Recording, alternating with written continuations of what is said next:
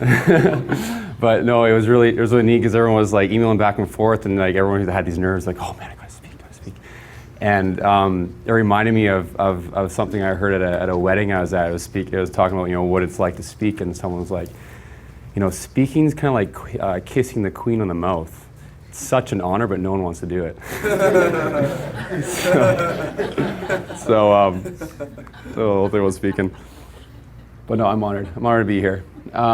So I bought this PowerPoint thing, and I just found out like 10 minutes ago it has like transitions to everything. So sorry, it's gonna be a little distracting, but it's good.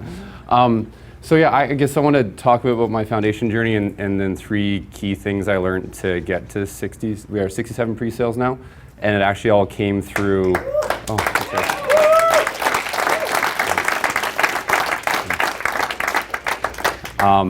And it all came through challenges, and a lot of it was to do with the community, kind of getting myself and the business through it. So I'll start with just the basic stats. So my Sky was named right now, and it's actually a small business CRM, so it helps manage sales, leads, and follow-ups for small businesses.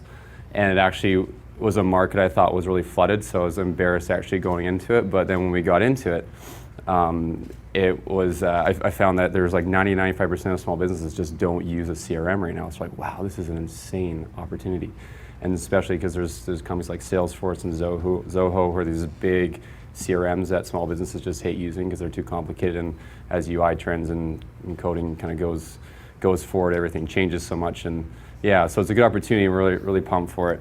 So yeah, we've got 67 companies pre-sold right now. We're at about probably 110, 120 users. And we get about 5 to 10 companies every week that come in, so we have a bit of a churn, or starting to churn an onboarding process, which is going well. And we started, I say weeks, I do stuff with partners, so in this company I have a few partners, and we started pre-selling in November. But this is next. This is our current UI. It shows you a little bit what we're doing now. I won't go much over that. This is one we're looking at now. We just started designing last week, so that'd be the dashboard. What we're really focusing on is just kind of getting the funnel, like your leads, your contacts, and your sales, and just understanding where you are at each stage of the funnel. So that's what we're at right now. But what I want to do is first talk about myself and get a little bit honest. First question, I know this is asked a lot, but like, who's thought about quitting a lot, like through this foundation? I'm gonna talk about one thing for like, has anyone ever felt like you were a quitter? Yeah. I think if I was to describe myself back when I was 17 or so, anytime before that, I would say that I was a quitter. Like I didn't just quit things, I was a quitter.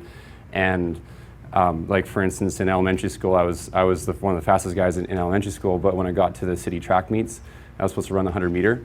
I just like felt this insane nervousness about like sitting at that front line, and I didn't even run it because I just knew that I thought I was gonna fail. So I was like, wow, like I didn't do it.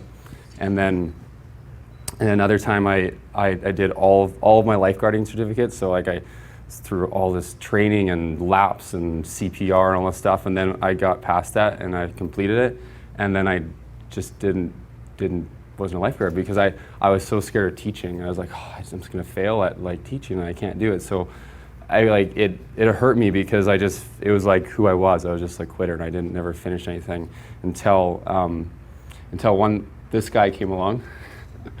His name's Barry Ratzlaff, and when I was 17, I started getting big into working out because I found I was actually good at it and it made me feel good. And when I was going into grade 12, or 12th grade for Americans, I was going summer of grade 11 to grade 12. My parents put me in personal training lessons, and I got to this guy's gym, and it was like the gym from hell.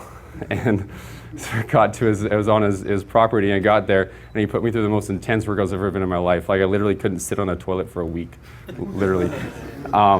And I came like crawling to my parents. I was like, oh man, like I can't do this. Like just like seriously, like I want to do it, but I can't. Like it's way too hard. And then they're like, you know what, Josh, like you have to do this. You have to get through it, and you're gonna like it when it's done. Seriously, trust us. And I'm like, I don't know why. Clay asked me for like, why do you listen to him? I don't know why I listened to him, but I was like, okay, well, let's just try it. So I finished the whole mess from him, and I ended up hitting a goal, and it was to enter grade 12 at 210 pounds. And I was like, wow, like I actually hit a goal when I stuck through something. I didn't quit. And that's when like everything changed. It's like, I don't want to be a quitter anymore. I don't want that to define me. So that was like my saving grace back when I was 17 and kind of changed the course of my life.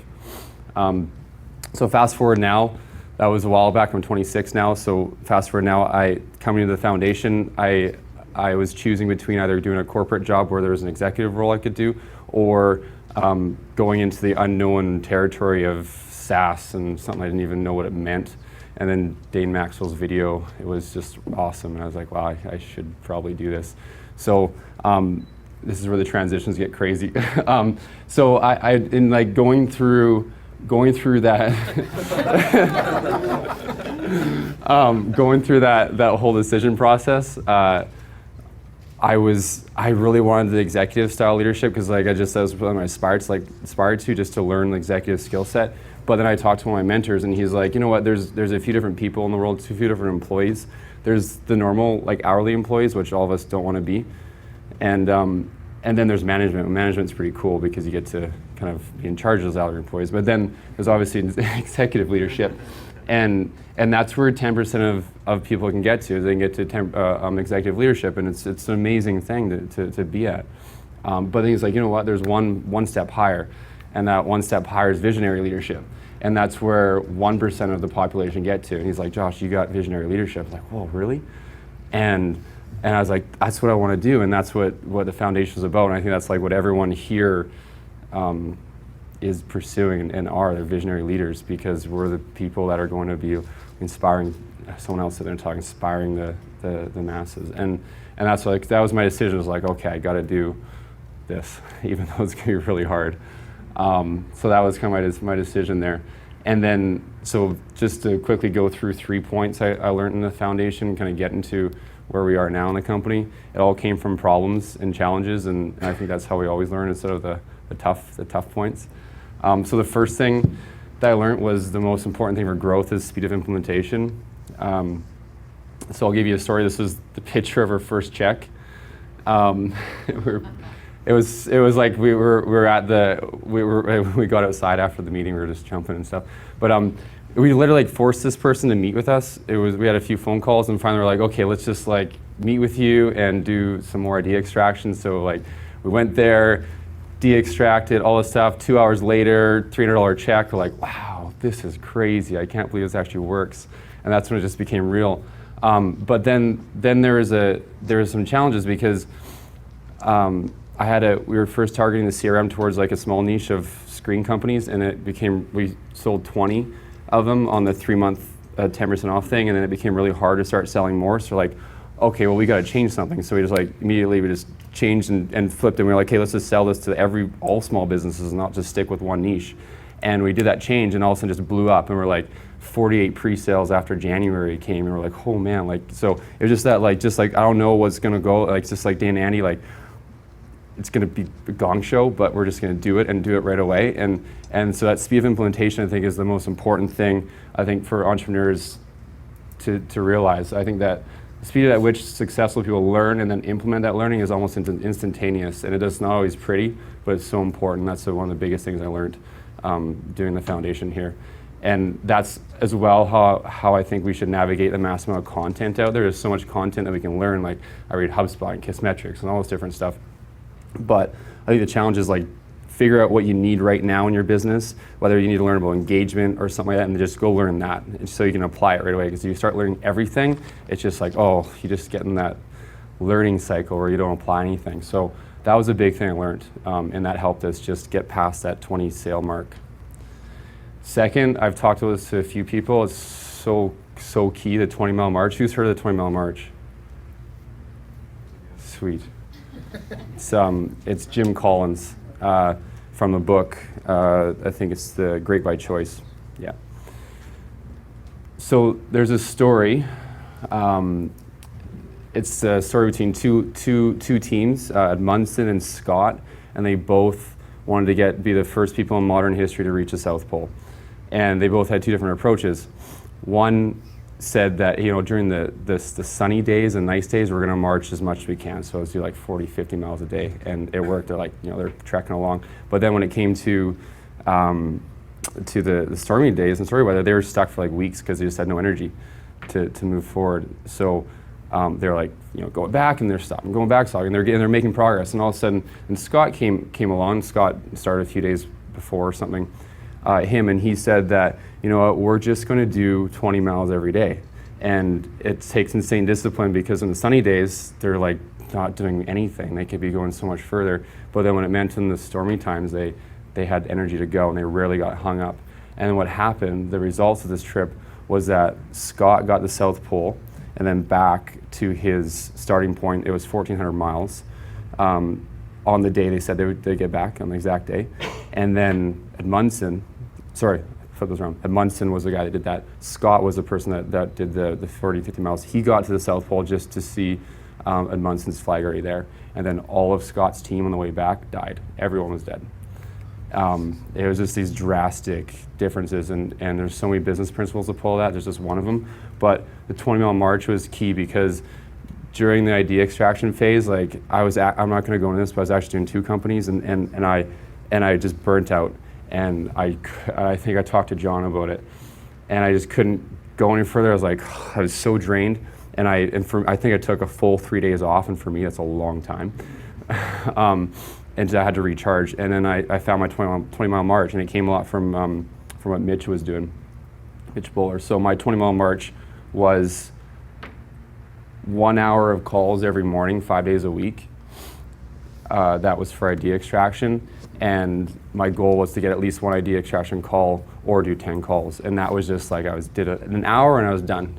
And I didn't have to think about it the rest of the day, and it just felt so good, and that's what kind of got me through the whole thing. So that was my 20-mile march, and I'm not sure if anyone didn't label that but had their 20-mile marches, but I think that's so important. That's the second kind of principle I learned from my challenges.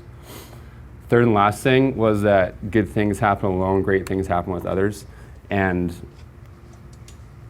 this is probably the best thing that happened in the foundation. Outrageous encouragement. Where's Mitch? Put your hand up, I can't see you. There you are. Okay. So I don't know why, but during the cold calling idea extraction, like I'm used to doing sales and stuff, but I couldn't pick up the phone. I was like, I'm used to going to meetings when it's planned, but when I had to cold call someone, I was just getting so nervous, and I was just beating myself up. I was like, why are you doing this? Like, you should be fine with this, and you're just failing again, right?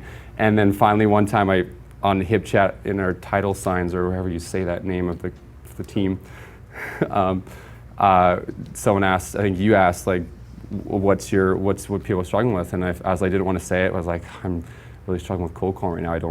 I don't know why. And then I was expecting the team to be like, suck it up, come on, just pick up the phone and call. It's not that hard. But then Mitch said something that impacted me so much. He said, Josh, I give you the permission to be outrageous. And I was like, wow, like that meant so much, because I was expecting to get like torn down by the team, but he said, like, just go out and fail or do whatever. Just you're fine being outrageous, just do it. And that actually gave me the permission to be outrageous myself. And I was just like, okay, I'm gonna do it, because I give myself permission to fail. So that was like the best thing that happened to me in the foundation, and that only comes through community. That only comes through community. That's what the foundation is about, I think, is the community and doing it with others. Because, yeah, with others, it's just, I was telling Phil too, like being around people like this, like you can't hire people like this. They're visionary leaders, and being around people like this is what brings us forward. I think that's the value in the foundation. So everything here that I learned through it's like just drastically impacted the way I do business. I should say impacted. And it's gonna forever, because I didn't even know what SaaS was. I kind of just found out what SaaS was like maybe a month ago, or probably I think today. I still ask someone, what does SaaS mean really? And it's given me a vision to do what I really want to do. Like I want to be running a business that impacts people, and then I want to be free, and I want to have some time, and I want to teach and coach and do stuff. And I have a vision to do that before I'm 30, and that's like Dane and Andy are amazing, and Dion, everyone here, and being around people like you, I think is just what propels us forward. So that's that thing that ties it all together, just being around people like this and doing it with others. I don't know if I have much. Yeah, and then the other thing I want to say is like it's pretty amazing that Dane and Andy, they're bold enough to like right off the bat foster an environment of love and encouragement, because that's what Mitch did to me, and I think all of us are doing each other, is just like having that encouragement around us. That's what propels us forward. That's what helps us learn things like the tactics, like 21 March or speed of implementation. Those are just tactics, but like being around all this group, that just brings out all that. So I think that's like the key that molds it all together. And then, I just put this because I really want to connect with people. So I don't know whoever's going to see this, but with you guys, yeah. There's all my information. I want to keep in touch with everyone. So that's all I got. Thanks, guys.